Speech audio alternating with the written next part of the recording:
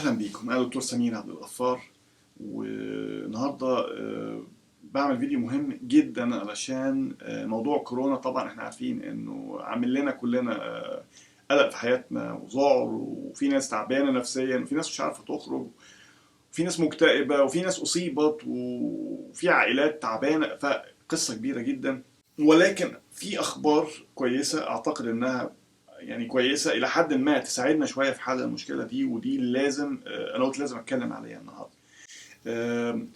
النهارده اليو اس جفرمنت سنتر فور انفكشن اند ديزيز كنترول، الجهه الرسميه في امريكا الحكوميه المسؤوله عن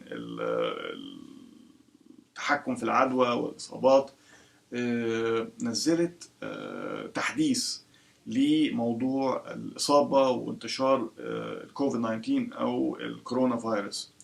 كلام مهم جدا، احب ان كلكم تسمعوه، ولو قدرتوا تشاركوه شاركوه، لان من ناحيه هيمنع اصابات، ومن ناحيه تانية هيقلل شويه موضوع الهلع، لان احنا ابتدينا نعرف راسنا من رجلينا دلوقتي. طبعا احنا عارفين ان المناعه دي جزء مهم جدا، احنا لازم نحافظ عليها علشان نقلل شويه الاصابه، ولكن في عوامل النهارده اللي لازم اقولها لكم مهمه جدا. احنا هنقسم النهارده التقسيمه بتاعتنا، يعني فرص اصابه عاليه ومخاطره عاليه، فرص متوسطه، وفرص ضعيفة. أول حاجة موضوع إنك تلقط العدوى عن طريق اللمس أو الأسطح، موجودة طبعا، ولكن it is low risk. أدي خبر كويس عشان نبتدي مع بعض. أول معلومة مهمة المركز قالها هي إن الشخص علشان يصاب بالفيروس محتاج هجوم من 1000 فيروس يهجموا عليه في نفس الوقت. لو الهجوم ده أقل من 1000 فيروس، ففرصتك إن مناعتك تتغلب على الفيروس وما يجيلكش المرض بتعتبر عالية. فهم قالوا إن إحنا محتاجين علشان الشخص الطبيعي يصاب بهذه المشكلة محتاج هجوم من 1000 فيروس. اليونت اللي بنستخدمها لحساب الفيروسات بنسميها الفي بي، فيروس بارتيكل. تاني حاجة في التقرير كانت مهمة جدا، إن هم ابتدوا برضو يدونا أرقام ويحسبوا إيه الأنشطة الطبيعية اللي إحنا بنمارسها في حياتنا، وبناء على كل نشاط إحنا بنطلع فيروسات قد إيه. أول حاجة طبيعية إحنا بنعملها إن إحنا بنتنفس. وجدوا إن الشخص الطبيعي لما يتنفس بصورة طبيعية بيطلع 20 فيروس بارتيكل في الدقيقة الواحدة. وبالتالي لو أنا قاعد في أوضة لمدة دقيقة بتنفس عادي جدا، متوقع ان انا اطلع في الغرفة دي 20 فيروس بارتيكل. لو انا مش بتنفس وقاعد بتكلم، فانا بطلع في الدقيقة، لو انا قاعد بتكلم باستمرار زي ما انا قاعد بتكلم معاكم دلوقتي، فانا بطلع متوقع ان انا اطلع في الدقيقة 200 فيروس بارتيكل. نيجي بقى للتقيلة. الكحاية الواحدة، لو انا كحيت كحاية واحدة بتطلع 200 مليون فيروس بارتيكل. والتقيلة اللي زيها العطساية الواحدة بتطلع 200 مليون فيروس بارتيكل في بي. فالعطس والكحة بيطلعوا كميات فيروسات خرافية، ولذلك موضوع الكمامات فعلا مهم. فدلوقتي لا طبعا وجود كمامة أو وجود أي حاجة تعزل وتقلل ال 200 مليون مصيبة اللي بيطلعوا ديفينتلي هتكون أحسن من إن أنا ما أحطش حاجة على بوقي. طلعوا معادلة لطيفة جدا علشان نشوف فرص العدوى. فبتعتمد على عاملين، فكمية الفيروس اللي انت بتتعرض لها اكسبوجر ليه مع الوقت.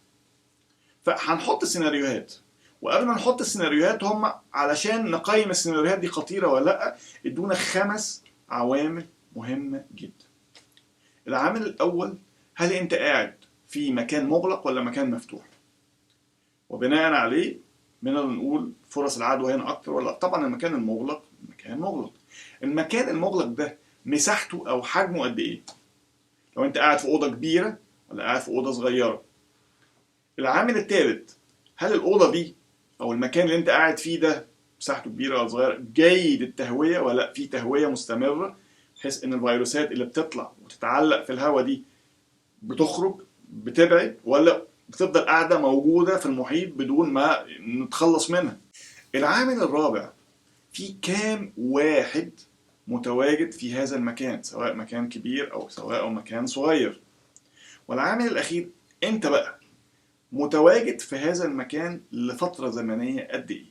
ال5 عوامل دول بناء عليهم هنقدر نشوف السيناريوهات القادمة، هل فرص اصابتك بالعدوى هتبقى عاليه ولا لا. لو فهمنا العوامل اللي بتؤدي الى الاصابه نبتدي نشوف هل لو انا عملت كده، فنبتدي نقلل شويه يمكن الرعب والخوف في التعامل بيننا وبين بعض، ونبقى عارفين فرص الاصابه هنا اكتر ولا لا، ايه الاماكن اللي ابعد عنها خالص، وايه الحاجات اللي انا لو اضطريت ان انا اعملها فرص الاصابه فيها قليله. علشان كده الفيديو ده انا بعتبره مهم جدا. خلينا نمسك مع بعض السيناريوهات المتوقعه. السيناريو الاول، لو انت قاعد مع حد والمسافه ما بينكم 2 متر، والحوار ما بينكم او القعده ما بينكم الاختلاط ما بينكم اقل من 45 دقيقه، ففرصه الاصابه بالعدوى بتبقى قليله.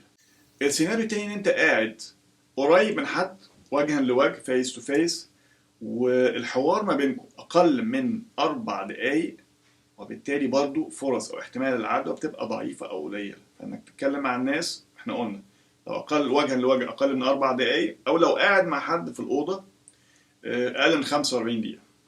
لو انت قابلت حد بيجري جنبك، حد بيسلم عليك اون باسون، او حد ماشي وسلم عليك، حد جه كده كلمك بسرعه وماشي، فرص الاصابه بالعدوى قليله. اي حمام عام في اي مكان فرص اصابه بالعدوى رهيبه، تاخد بالك لانه مكان مغلق.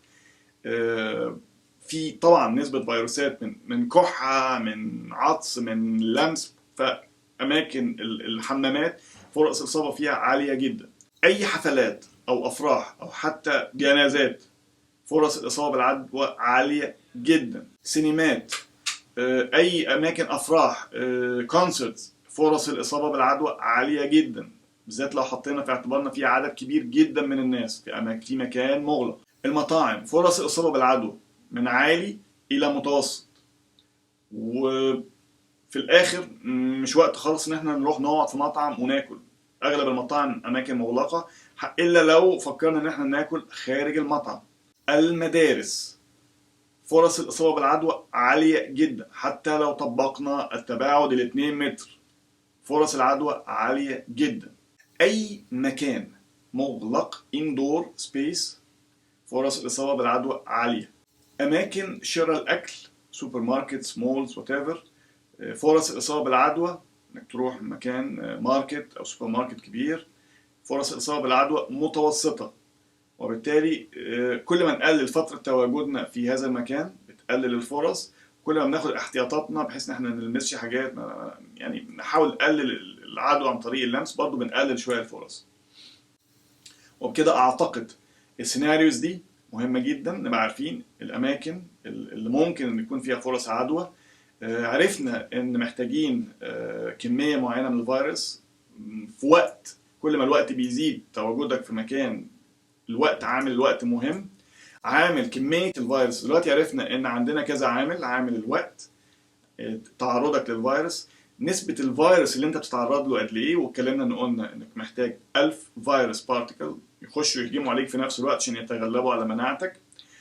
وده طبعا مفترضين ان المناعة سليمة. لو المناعة غير سليمة، حاول قدر المستطاع ان انت تبعد تماما عن الاختلاط هذه الفترة. اتمنى هذا الفيديو يكون ساعدكم، واتمنى كل واحد يشوفه ينشره في اسرع وقت، لان احنا محتاجين نسيطر على المصيبة اللي حالت علينا دي، وان شاء الله هتعدي. بس احنا كل شوية بنعرف اكتر، وكل شوية المعلومات اللي بتجيلنا تبقى ابديتد، ومفيش مشكلة ان احنا كل شوية نراجع معلوماتنا ونطورها ونعرف الناس بالمعلومات الحديثة والجديدة، ونشارك المعلومات دي لانها مهمة. وان شاء الله مع الوقت هنتغلب على هذا الفيروس. شكرا.